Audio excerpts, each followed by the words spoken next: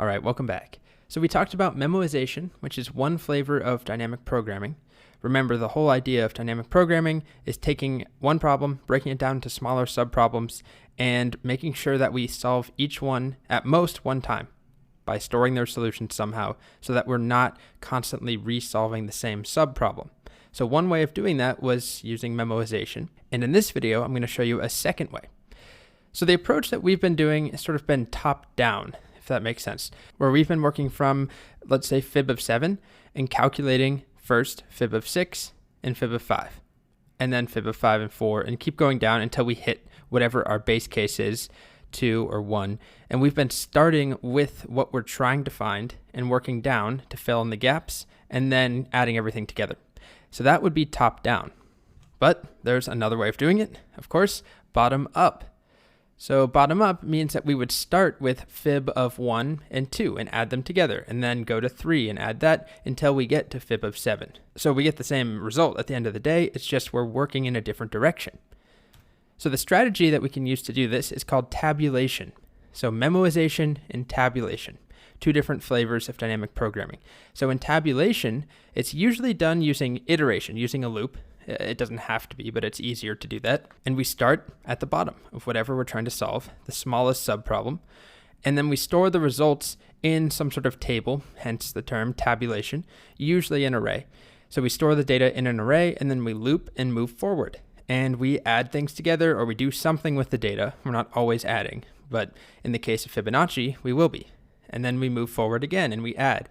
And we keep moving forward until we get to the number we're trying to get to. That was put very poorly. Until we arrive at the solution we want.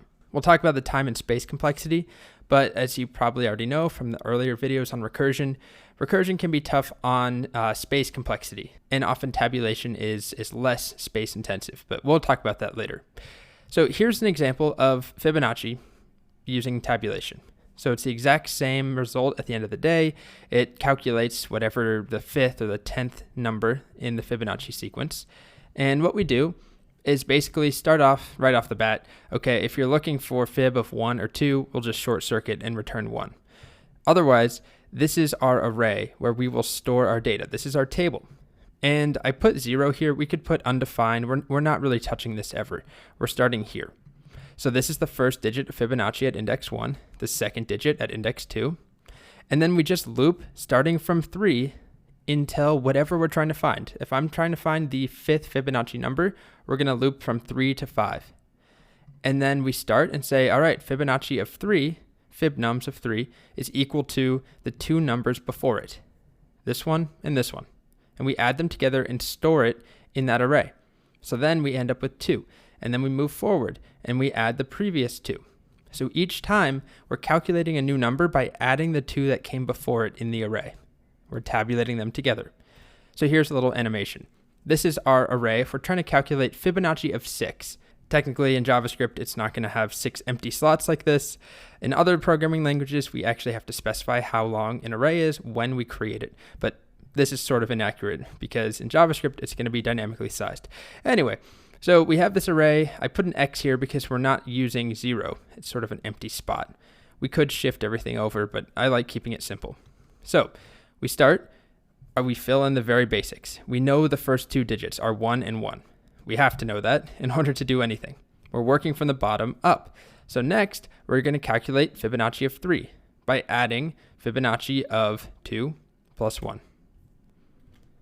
And fill that in, and we get 2. And then, of course, we move on. The next slot, the 4th Fibonacci number, is the 3rd one plus the 2nd one. So we add that together to get 3. And we keep going. The 5th one is the 4th plus the 3rd, which gives us 5. And then we get to the 6th one, which is the 5th plus the 4th. Add it together, store it, and we are done. So hopefully you can see, one, how that works, but also why it's called a bottom-up approach. We're starting at the very base, the bottom, the smallest subproblem, and working up towards the most complex problem, the original problem. So let me show you it in action. Here's the same implementation. I'm going to execute it, and if we try doing fib of 5, we get 5. It works how it should, but also we can do things like fib of 100. And now here's something that's interesting. If I go to the memoized version, which is recursive, and I execute this one. How do I want to do this? Let me put these in the same file.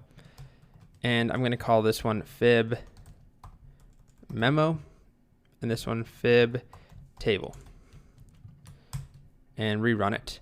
If I try and do fib memo, let me just make sure it's here. Fib memo of 40. Okay, it works fine. Now, if I do fib memo of 500, that's still not big enough. How about 1,000? Still fine. 10,000. All right, there we go. This is what I was looking for. Maximum call stack size exceeded. So because we're using recursion here and we have all of these unresolved recursive calls that are waiting on the stack when I do 10,000, it doesn't actually work. We end up with this Stack Overflow error. I talk about that in the recursion section if you're not familiar with it. We won't run into that problem with the tabulated version because it doesn't take anywhere near as much space. Fib table 1,000, 10,000 it was. Now we do get infinity because JavaScript is not precise enough, or it can't store those large numbers, at least not the way that I'm doing it now. But it doesn't freak out. It thinks that it's doing math. It's just way rounding up. So it's kind of a flawed example because neither is actually giving us the correct answer, but at least you can see we don't hit the same error. And in other implementations or other languages, this wouldn't happen. We would actually get the accurate answer, and this would still overflow. Okay, so as far as time complexity, they are both O of n. If we think about our tabulated version, it's pretty straightforward that it's O of n because we have a single loop. And it loops from roughly 3 to n. We could just say up to n. So as n grows, the number of loops or the iterations grow linearly with n. So they're both O of n, but the space complexity of the memoized version is worse.